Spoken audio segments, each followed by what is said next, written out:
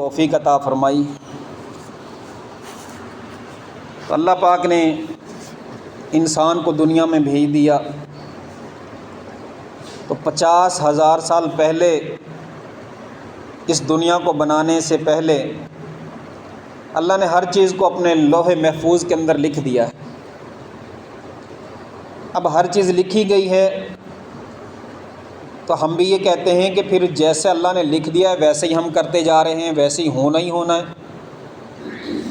یہ بات تو ٹھیک ہے کہ جیسا اللہ نے لکھا ہے ویسے ہی ہونا ہے، 1 انچ رائے کے دانے کے برابر بھی کمی بیشی نہیں ہونی۔ لیکن ایک چیز اللہ نے ہمیں اختیار دے دیا، ساری مخلوق کا، ساری کائنات کا کنٹرول اپنے پاس رکھا۔ جیسا ہر بندے نے، ہر انسان نے، مرد عورت بچے بوڑھے نے کرنا ہے وہ اللہ نے پہلے لکھ دیا، اور انسان ویسے ہی کرتے جا رہے ہیں۔ اب اللہ نے پہلے ہی پتہ تھا کہ ایک جو یہ ہمارا زیادہ عبادت کرنے والا شیطانی مخلوق میں سے ابلیس ہے، یہ ہمارے قریب آئے گا۔ قریب آنے کے بعد پھر یہ درگاہ ہوگا، لعنتی بنے گا، جو ہم اسے کہیں گے وہ بات نہیں مانے گا۔ تو یہ چیز بھی پہلے لکھی ہوئی تھی۔ اب لکھی ہوئی چیز پر ہمیں یقین کرنا پڑے گا، یہ ہمارا ایمان کا حصہ ہے۔ لیکن اللہ نے جو ہمیں چیز بتائی ہے وہ فرمایا انا ہدیناہ السبیل اما شاکرا و اما کفورا، کہ ہم نے آپ کو ہدایت پر پیدا کیا ہے اور 2 چیزوں کا اختیار دے دیا ہے، یعنی کہ ساری کائنات میں سے سارا اختیار اپنے پاس۔ انسان کو جو اختیار ملا وہ 2 چیزوں کا، انا ہدیناہ السبیل اما شاکرا و اما کفورا، چاہے شکر کرنے والا بن اور چاہے کفر کرنے والا بن، یعنی کہ 2 اختیار ہیں بس، اس کے علاوہ کوئی اختیار نہیں انسان کے پاس۔ نہ وہ اپنی روزی بڑھا سکتا ہے، نہ کسی کی روزی کم کر سکتا ہے، نہ اپنے دل میں آئے ہوئے دشمن کو مار سکتا ہے، نہ اپنا کسی کا دشمن بنتے ہوئے اس سے ڈر اور خوف کی وجہ سے مر سکتا ہے۔ تو کیا ہے، یہ ساری چیزیں اللہ نے اپنے اختیار میں رکھی ہوئی ہیں۔ اب بندے نے یہ صرف فیصلہ کرنا ہے کہ میں نے دونوں رستوں میں سے کون سا انتخاب کرنا ہے۔ اب ہم گھر میں جا رہے ہوتے ہیں، اب ہمارا دل چاہے کسی سے ملنے جائیں، دل کرے تو نہ جائیں، یہ ہمارے اختیار میں۔ اب ہم نماز پڑھنے کا ہمارا دل بعض اوقات کرتا ہے کہ یار تہجد کی بھی نماز پڑھے، لیکن نہیں اٹھا جاتا۔ بعض بندے نہیں پڑھ پاتے، اور کچھ اللہ کے نیک بندے ان کو نیند ہی نہیں آتی، وہ ان کو سکون ہی تب ملتا ہے جب وہ وضو کر کے مصلی پہ کھڑے ہو جائیں۔ اب 2 اختیار ہیں اور دونوں میں سے ہم نے انتخاب کرنا ہے کہ ہم نے کون سے اختیار اپنانا ہے۔ اب اللہ نے ایک چیز رکھ دی ہے کہ اگر تمہیں نظر آتا ہے کہ میں صحیح ہوں تو پھر اللہ کا شکر گزاری کرو، اگر تمہیں نظر آتا ہے کہ یار میں جو کام کر رہا ہوں وہ غلط ہے، یا میں نے جو اپنا رستہ اختیار کیا ہے وہ غلط اختیار کر لیا ہے، مجھے یہ والا رستے پر نہیں جانا چاہیے، اب ہم کہنے اللہ نے لکھا ہوا اس لیے میں جا رہا ہوں، نہیں، پھر وہ کیا کرے؟ اگر اسے محسوس ہوتا ہے، اس کے دل میں ندامت ہے کہ میں غلط کر رہا ہوں، تو وہ کیا کرے؟ اللہ نے اس کے پاس ایک ہتھیار رکھ دیا ہے کہ وہ ہتھیار کو چلائے۔ کون سا ہتھیار انسان کے پاس ہے؟ فرمایا وہ دعا کا ہے، التجا کا ہے، عاجزی کا ہے، انکساری کا ہے۔ یہ والا ہتھیار جب انسان استعمال کرتا ہے تو اللہ اپنی لکھی ہوئی چیز کو چینج کر دیتا ہے، اس کی بندے کی قسمت کے لحاظ سے بہتر فیصلے کر دیتا ہے۔ اللہ اکبر۔ اگر بندہ دل سے ہی چینج ہونا نہ چاہے تو اسے کون چینج کر سکتا ہے؟ جب تک اس کے دل میں بات بیٹھے گی، وہ مانے گا، وہ کہے گا واقعی یہ بات سچ ہے، میں ایسے کروں، پھر ہی وہ کرے گا نا۔ اور اس کا دل مطمئن نہ ہو، اور اگر وہ اوپر سے کر بھی لے نماز کا، اس کا دل نہیں چاہ رہا لیکن وہ نماز پڑھ لے، اسے ثواب نہیں ملے گا۔ انما الاعمال بالنیات، کے نیتوں کا دار مدار تو نیت پر ہے، سارے عملوں کا دار مدار نیتوں پر ہے۔ اگر اس کا عمل جو بھی نیک وہ کر رہا ہے وہ اللہ کے لیے دل میں نہیں ہے، اس کا اجر ہی نہیں ہے۔ کتنے کام ہم دنیا کے کرتے ہیں کہ ہم یار یہ کام کر لیں، بلے بلے ہماری ہو جائے، ہم یہ کام کر رہے ہیں یار فلاں کا بھلا ہو جائے، لیکن اللہ خوش ہو یا نہ ہو وہ ہمارے دل میں نیت ہی نہیں ہوتی کہ یار اس سے اللہ بھی خوش ہو جائے۔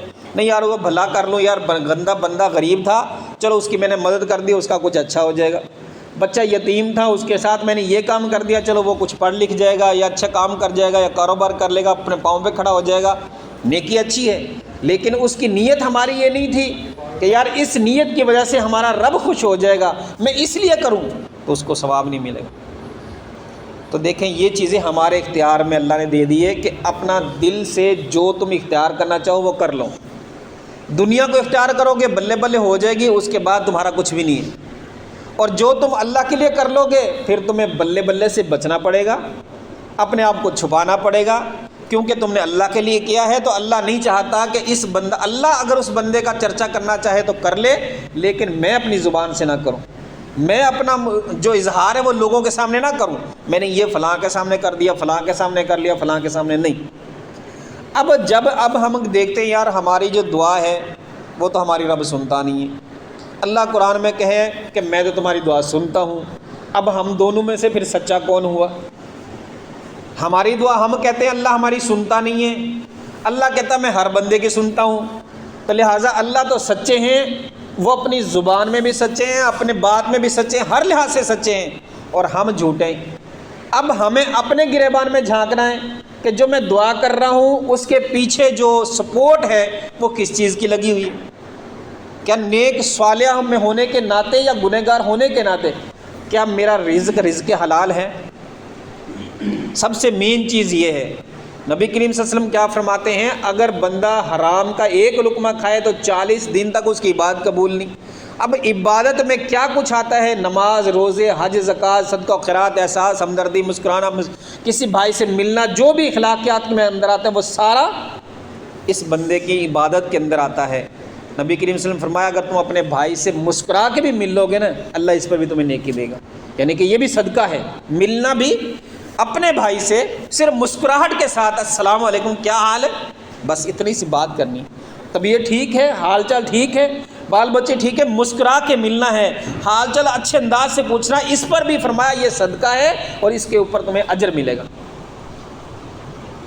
اور ہم اب ذرا سوچیں ہم کیا کر سکتے، اختیار ہمارے پاس مل گیا، اب ہم اختیار کو استعمال کیسے کر رہے ہیں؟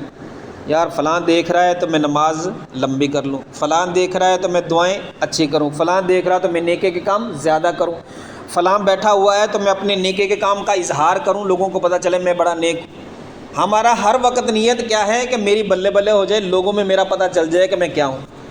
اگر بعض اوقات ہم کہتے ہیں ہمارے مسجد میں پنکھے کی ضرورت ہے تو یا پھر کسی چیز کی ضرورت ہے، کوئی بھی بندہ کب نیکی کا کام کرنا ہے اور ایک بندہ خاموشی سے آگے کر جاتا ہے، لو یہ کام میں کر دیا، جو یہ خاموشی سے لگا دیا، دوسرے دن پتہ چلتا ہے لوگوں کو یار وہ کام کسی نے رات کو کر دیا یا کسی نے خاموشی سے کر دیا۔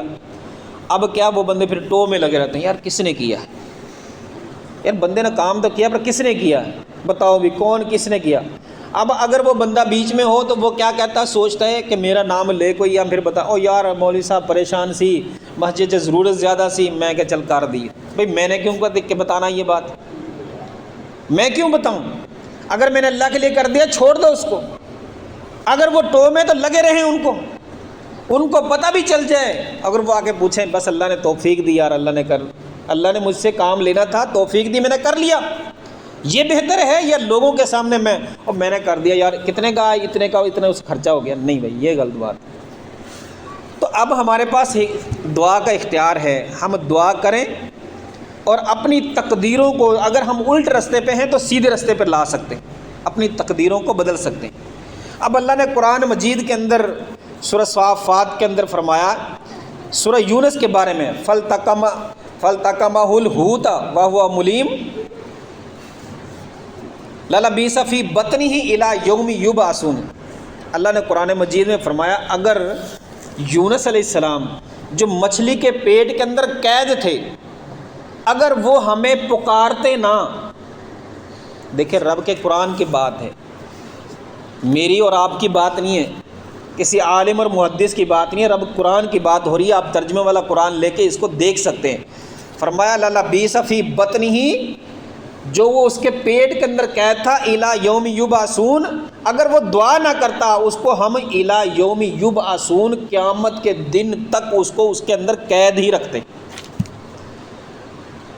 یہ تو پیغمبر ہے، عام انسان تو نہیں نہ ہے، مچھلی کے اندر قید ہے، اور اندھیروں کے اندر ہے، پانی کے اندر ہے، مچھلی کے پیٹ کا اندھیرا، پھر پتہ نہیں کس جگہ پر قید ہے، اور وہاں سے وہ پکار رہا ہے لا الہ الا انت سبحانک انی کنت من الظالمین۔ اللہ میں نے اپنے اوپر ظلم کیا، میں نے اپنے اوپر کیا کیا؟ ظلم۔ یعنی کہ انسان اگر زیادتی کرتا ہے، گناہ کرتا ہے، سستی ہو جاتی ہے، اسے کمی کوتاہی ہوتی ہے، وہ اپنے اوپر ظلم کر رہا ہے، کسی پر نہیں کر رہا۔ جب آدم علیہ السلام سے مسٹیک ہوئی تو اللہ نے جب ان کو دعا سکھائی تو کیا اس نے کہا؟ ربنا ظلمنا، اے اللہ میں نے اپنے اوپر ظلم کر لیا، اللہ ہم نے ظلم کیا ہے، اور اگر اللہ تو ہمیں معاف نہ کرے تو ہمیں پھر تو گھاٹا پانے والے میں سے ہو جائیں گے۔ تو انہوں نے کیا کہا؟ لا الہ الا انت سبحانک انی کنت من الظالمین، اللہ تیرے علاوہ کوئی معبود نہیں ہے، لیکن میں ظلم کرنے والوں میں سے، میں نے ظلم کر لیا اپنی جان پر، میں زیادتی کرنے والا ہو گیا ہوں، میں بغیر اجازت کے چلا گیا تھا، میں اپنی قوم کو چھوڑ کر آپ کی اجازت کے بغیر چلا گیا تھا، اللہ میں ظالم ہوں، میں نے ظلم کیا ہے، اللہ تو مجھے معاف کر دے۔ اللہ پاک قرآن میں فرماتے ہیں اگر یہ بات وہ نہ پکارتا الی یوم یبعثون، میں اسے قیامت کے دن تک اسی کے اندر قید رکھتا، موت بھی نہ آتی۔ سوچے ذرا۔ تو یعنی کہ دعا ہمارے پاس اتنا بڑا ہتھیار ہے، اگر ہم کسی مشکل کے اندر پھنسے ہوئے اور ہمیں محسوس ہوتا ہے کہ یار میں مصیبت کے اندر ہوں، گھرا ہوا ہوں، پریشانیوں میں ہوں، تو وہ کیا کرے؟ التجا کرے، اللہ سے دعا کرے، ہاتھ اٹھائے۔ کب؟ سب کے سامنے نہیں، چھپ چھپ کے کر لے، چلتے پھرتے کر لے۔ جب بھی اس کا دل میں یہ بات اٹھے، کوئی بات بھی اٹھے، یار میں اللہ سے معافی مانگ لوں، جب اس کا دل غمگین ہو، چاہے وہ اندھیرے کے اندر ہو، چارپائی پہ سوتے ہوئے ہو، رات کو اچانک اس کی جو نیند خراب ہوگی ہو وہ اٹھ جائے، اور اٹھ گیا ہو، اس کو نیند نہ آ رہی ہو، تو وہ اللہ سے دعائیں شروع کر دے۔ کتنا بڑا موقع ہوتا ہے۔ سفر کے اندر ہے، اکیلا سفر کر رہا ہے، کسی سواری کے اوپر ہے، یا مسافروں کے ساتھ بیٹھا ہوا ہے، اپنی سوچ میں مگن ہے، لیکن دل اس کا کیا کر رہا ہے؟ رب کے ساتھ تار جوڑنے کی کوشش میں لگا ہوا ہے، دل اس کا اللہ کے ساتھ جڑنے کی کوشش کر رہا ہے، وہ دعائیں کرتا جا رہا ہے، اس کا دل غمگین ہوتا جا رہا ہے، اس کا دل افسردہ ہے، وہ اپنی گناہوں کی جو اس نے تخت میں اپنے دفتر بھرے ہوئے ہیں، رجسٹر بھرے ہوئے ہیں، اس میں سے گناہوں کو اللہ کے سامنے رکھ رہا، اللہ یہ گناہ بھی میں نے کیا، اللہ یہ بھی مجھ سے غلطی ہو گیا، اللہ فلاں وقت یہ بھی مجھ سے غلطی ہوگی، جو یاد آ رہا ہے وہ اللہ کے سامنے رکھ رہا ہے، جو بھول گیا وہ تو بھول ہی گیا۔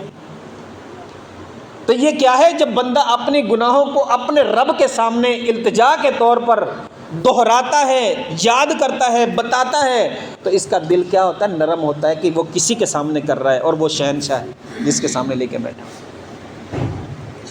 اب ہم